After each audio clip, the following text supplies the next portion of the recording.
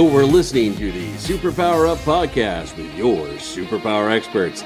This is the place where we explore real-life superpowers and give you the tools to unlock your own. Hello, everyone. This is Tonya Dawn Recla, your superpower expert, and I have with me a delightful woman today. Jacqui Letran is a multi-award-winning author, international speaker, nurse practitioner. But what we're going to be talking with her today has to do with the fact that she's the founder of Teen Confidence Academy and Healing Minds. And so where I love about this is obviously the dialogue about inspiring our young people is near and dear to my heart. But I really want to talk today about teaching teens how to be more confident. I think there's a wealth of information and work to be done in that area.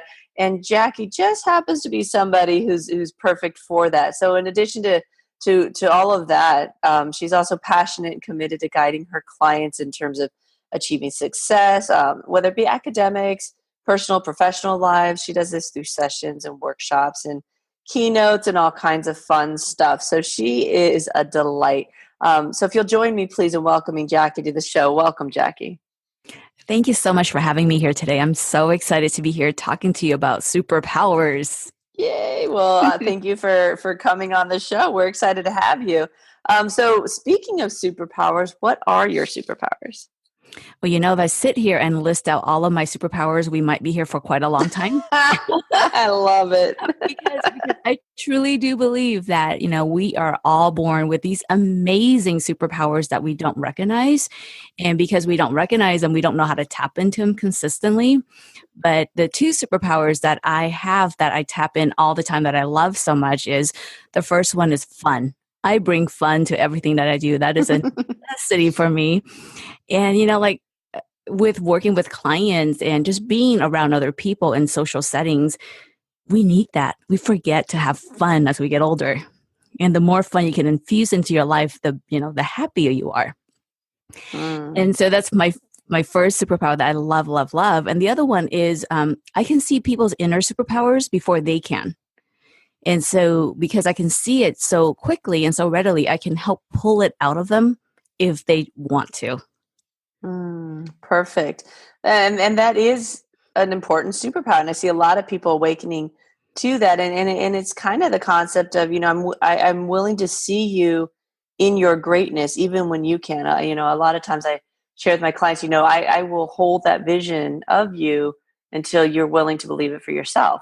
And I think we're facing, a world where that will quickly and consistently affirm the opposite. It's easy to get caught up in what's wrong and what's wrong with me and what's wrong with somebody else and what's wrong with the world and all these other things.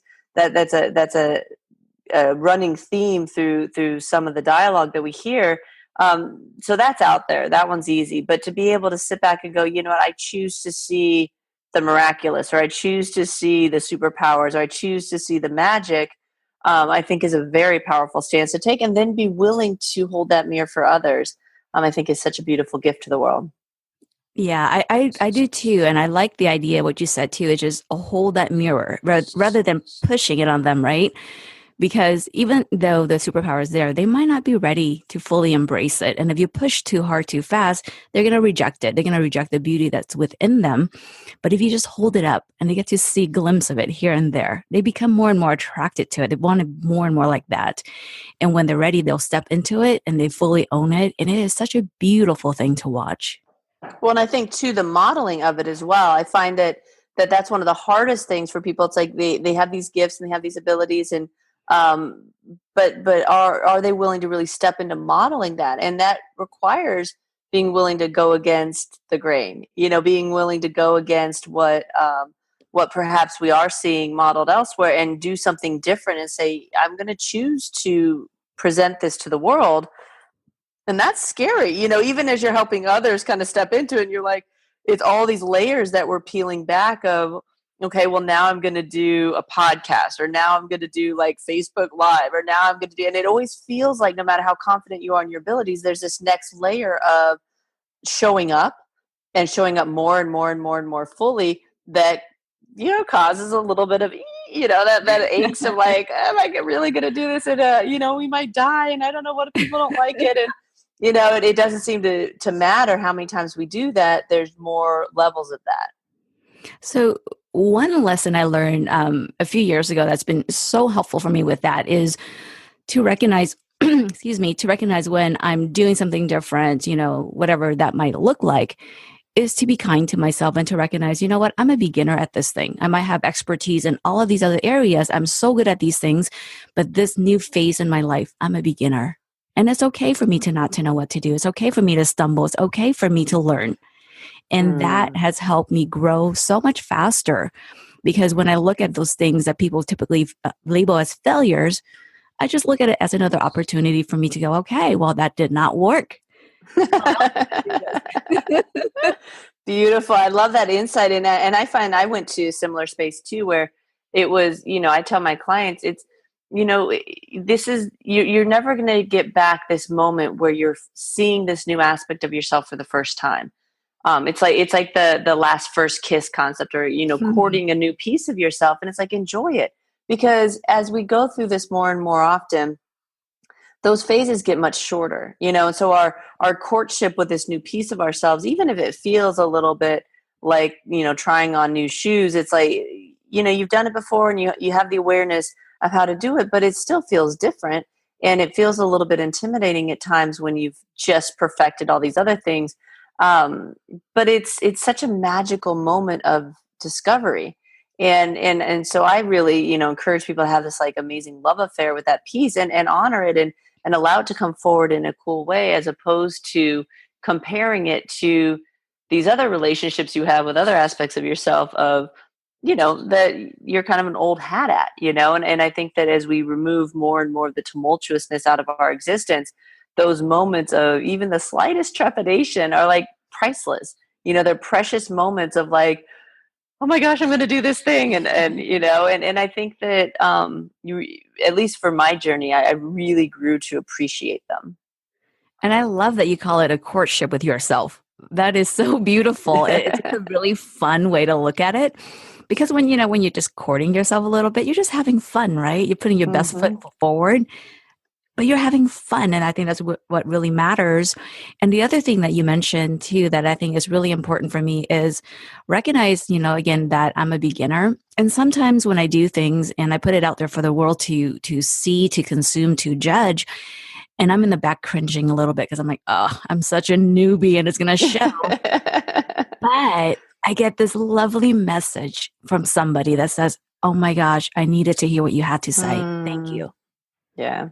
Yeah. If you allow it, the affirmations will come, the confirmation that you're on the right track will come. And I think mixed in with all of that is the willingness to do it for you too, you know, to say, I want to expand into this area.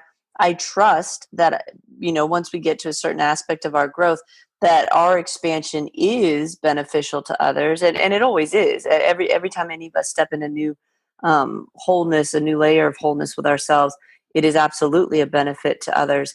And trusting in that process, so you can really kind of relinquish the need for it to be perfect. Or, you know, I know a lot of people, they'll put something out there and then they'll like wait. And like if they only get like 2 likes, or, you know, nobody shares it, it's like, it's so anticlimactic, and that will sometimes drive people to quit. And it's like, no. Like a lot of this stuff you have to remember is forever. You know, that's one of the reasons I love podcasting, is that's forever. Like we get to milk that and promote it and all these things for so long. Over time, there's a cumulative impact. And so it doesn't have to be that single moment in time, and if nobody watched it, it's over. You know, we're not in the era of TV anymore, you know. And so reframing it to know that it's out there and it starts to develop its own life and its own energy, and it grows and grows and grows from that place. As long as you stay in that higher frequency with it, it can continue to have a solid impact. I love that. And, you know, I've been guilty of deleting things after it's been on for 2 hours with 1 like. So I definitely I love it.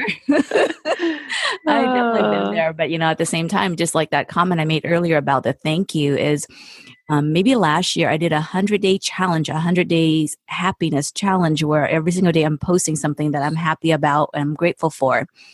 And, most of my posts get a lot of engagements and some didn't.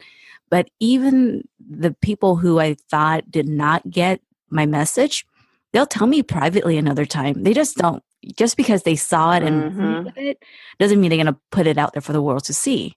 Exactly. So you never know who you're touching. That I tell people, there's always someone watching. There's always someone watching. Is it safe to be more fully who I am? Like whether it's children, whether it's teens, whether it's your Facebook community, whatever it might be, you never know.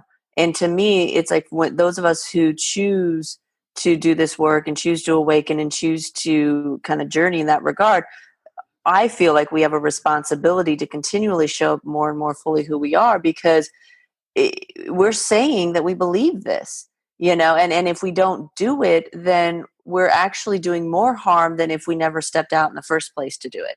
And so I use that as my own fuel to keep pushing me to show up more and more expansively as who I am. And a lot of it was easy for me because I had Neva by my side as a constant reminder of that, of there is somebody watching, like it was very obvious. And so I know it's a little bit more abstract for some people who don't have that, but it is there, the second you step into that space. And I like that today we're talking about this concept of, teaching teens how to be more confident. They are growing up and coming of age in this world where it's like a petri dish.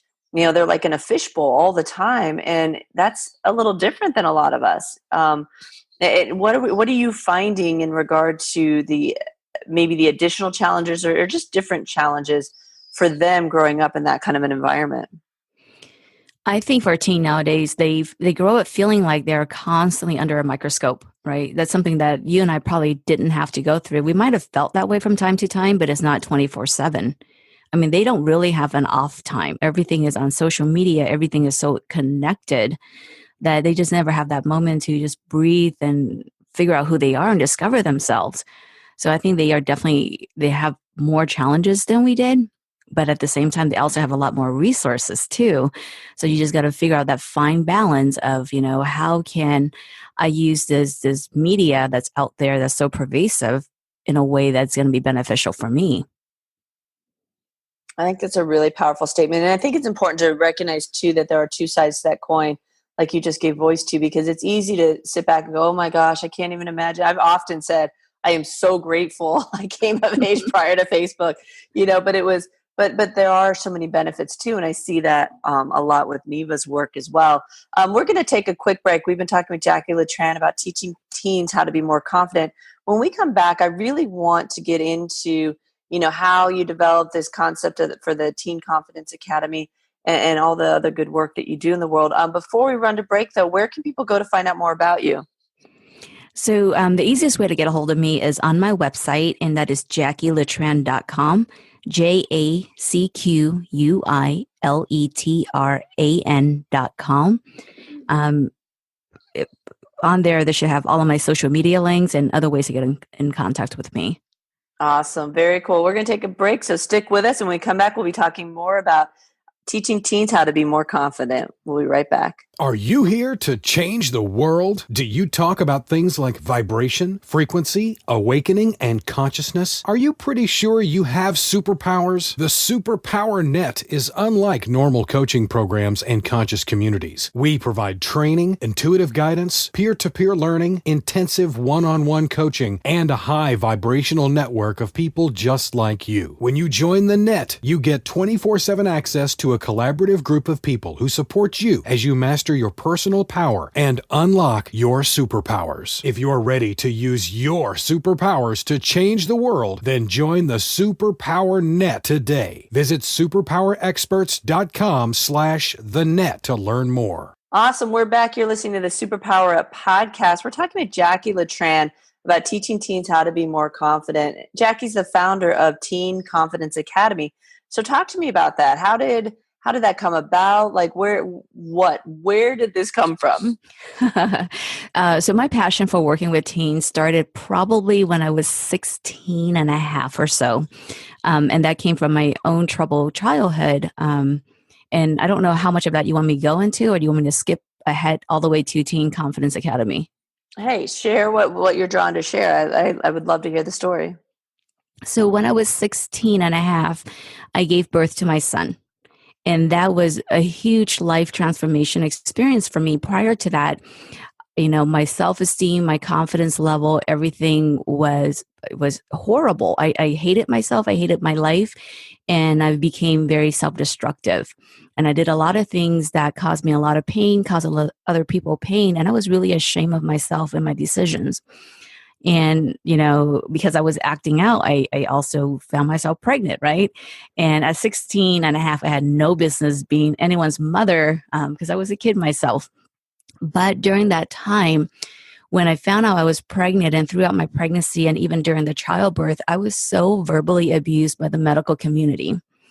I was told things like, stop being a baby. You got yourself into this, get yourself out of it, or you're going to be a mom now. You can't be that little brat anymore, and I'm thinking like, okay, so I'm a teen. I made a really bad decision. I'm stuck in this place that is not the best situation for most people.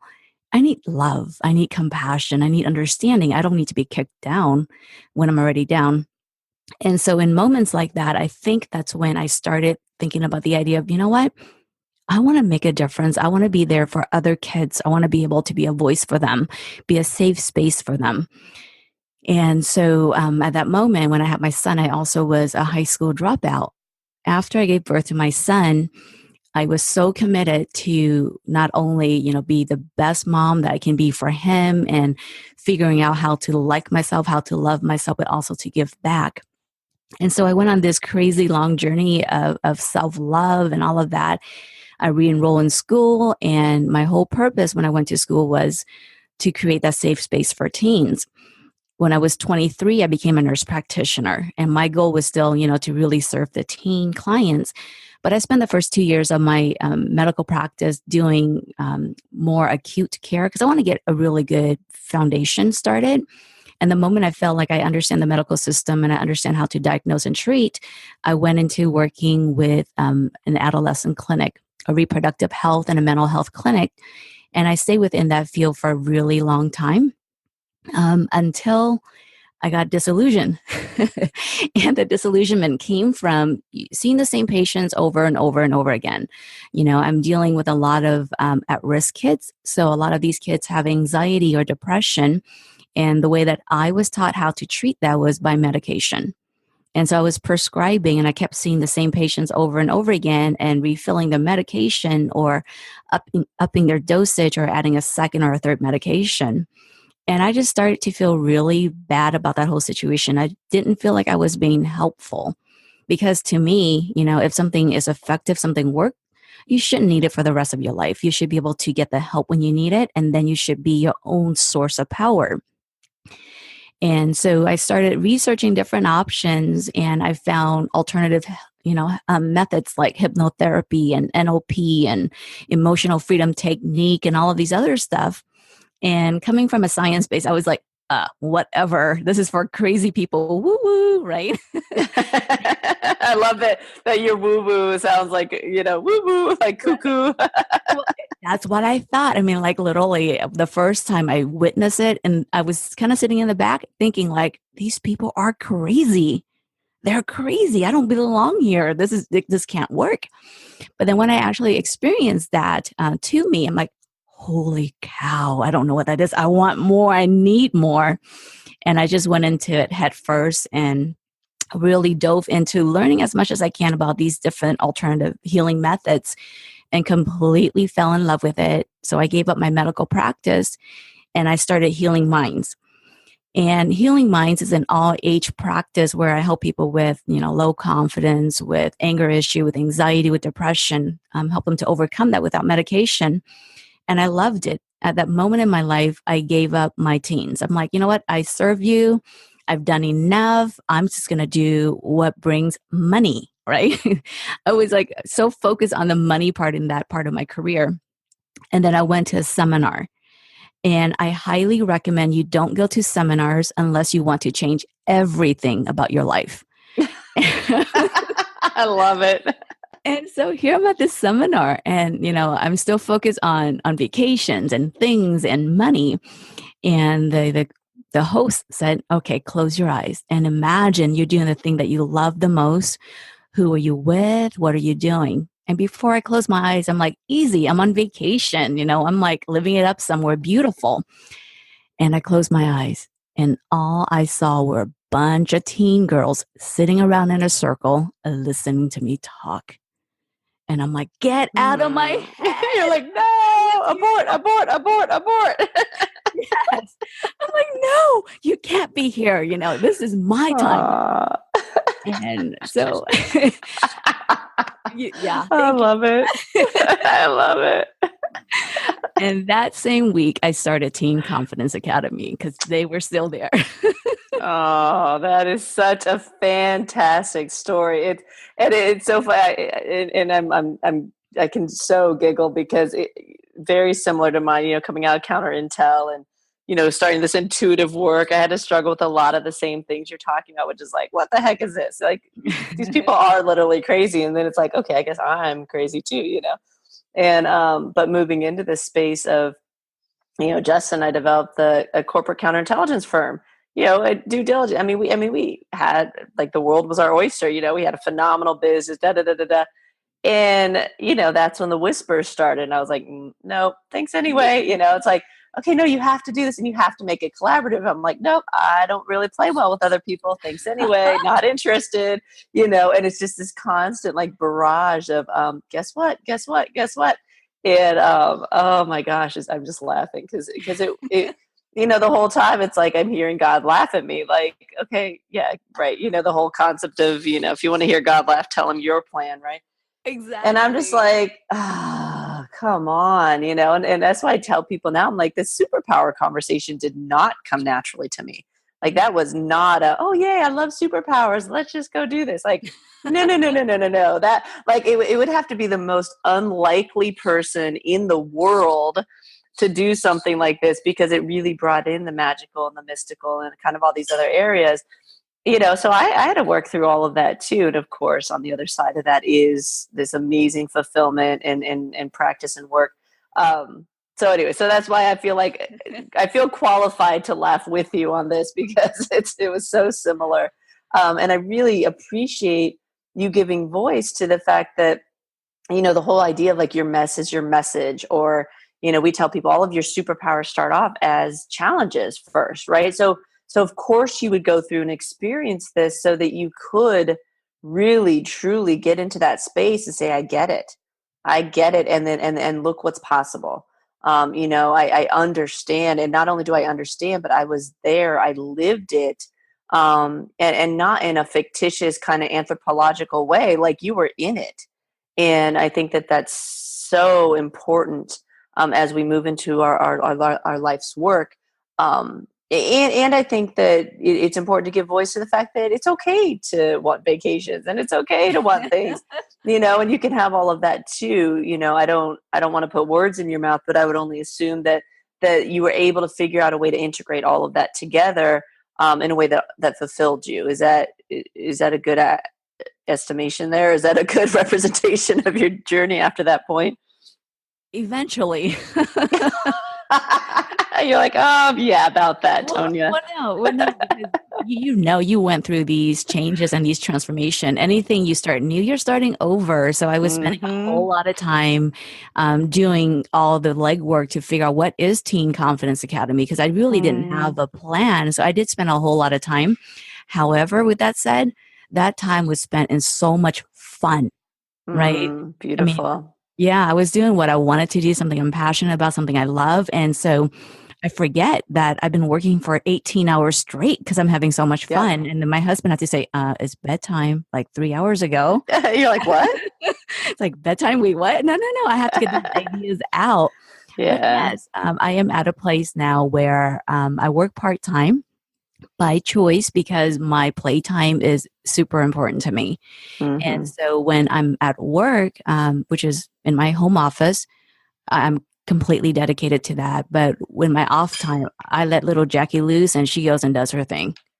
I let little Jacqui loose. That's perfect. Well, and I love that you're willing to give that voice. I think that somewhere along the line we picked up this concept that entrepreneurship is like servitude, is slavery, and And we seem to develop these like badges of honor for people who work, 7 days a week, 90 hours a day somehow. And it's like, no, like that's just, for me, Justin and I kind of came to that realization early on in our entrepreneurial journey, because we had these amazing jobs. We were in the spy world. Like I was running around chasing spies and stuff. And it's like, why would I give up that job to just create another job for myself, unless it was something I truly loved and I was able to find total fulfillment, not just, one vertical of fulfillment. And that's really what did it for me was like, no, I could easily just go back and have a job and it'd be much less headaches, than try to build my own job. So that's what helped me really get clarity around exactly what you're talking about. So in addition to you have this phenomenal journey and everything else, what advice can we offer to our listeners, whether they know teens, have teen children, or to some of the teens listening? What are some like just kind of practical steps that people can take to really develop more confidence? Well, and the first thing I think we all need to recognize is the people that need love the most will ask for it in such horrible ways, right?